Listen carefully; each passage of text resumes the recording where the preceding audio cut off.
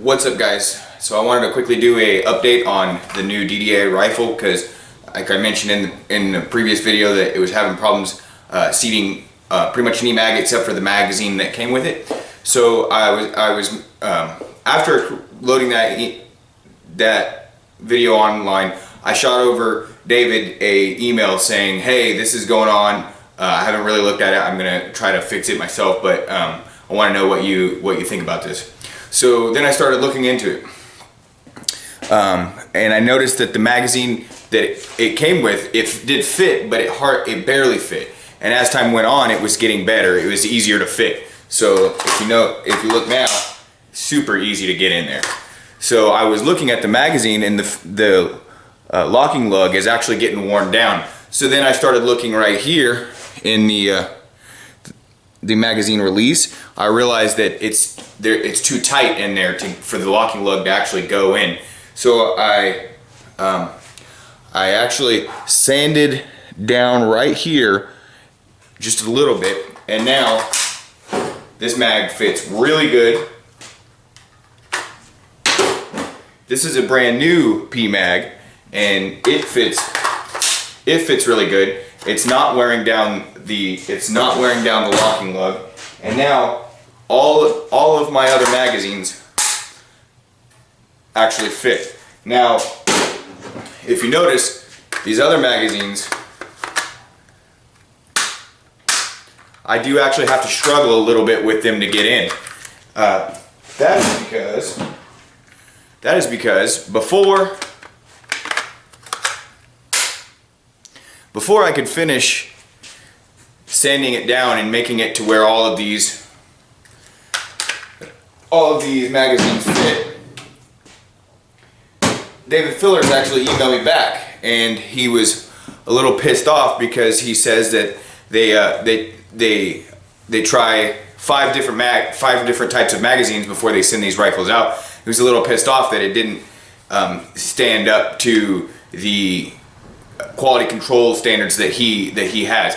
So there was a little bit of discussion, and he has actually asked me, before I could finish sanding that down and making it to where all the magazines would really fit well, he actually asked me to stop and send him the rifle back, and he wants to use it as an example for quality control, kind of like a coaching tool. He's gonna send me a whole new rifle, and he's gonna make sure it's all good and it doesn't have to be checked out. So I thought that was pretty cool. He's gonna send me a couple things to kind of sweeten the pot just for me sending the rifle back, because that is kind of a pain in the ass.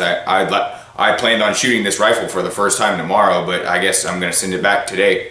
But it says something about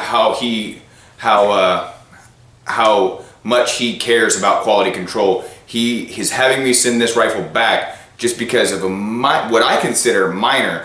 I diagnosed the problem and fixed it within 5 minutes, and he was all over it, pissed. He was emailing me back within minutes of sending the initial email. He's like, I need that rifle back. He wants to, like I said, he wants to use it.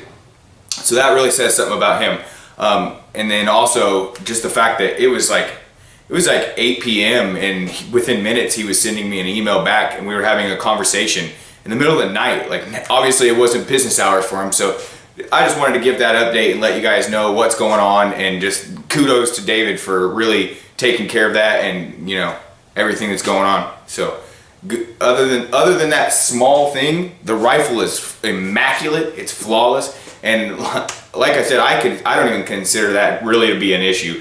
Looking in after I looked into it a little bit, it seems like this is kind of a common issue for all AKs, and a lot of people say, grind on the locking lug down. Now, I want to suggest for the future, if anyone watching this video, if you have ever grinded down a locking lug, I suggest, rather than grinding down the locking lug, look into doing what I did, and that I just, right there, we just took some emery cloth, and we were just grinding this down little bit by little bit and trying to put the mag in little bit, because The reason I say to do this rather than grind down your magazine is because on any semi-automatic gun, the most weak part of the gun is the magazine. So the locking lug on an AK is going to be, you know, one of the most important parts of the magazine. You're not going to want to break that. That's going to be what's going to break on its own. It's going to break. So you don't want to make it any weaker. It would be if it works for you, it would be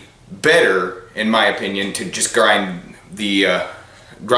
make a modification to the actual gun rather than the magazine, which is already prone to break. So that's a quick opinion on that. I can't wait to get this rifle back and shoot it up. It's gonna be a smooth ass gun, I can already say. So of course, like the video, share the video, and subscribe if you haven't already. And thanks for watching.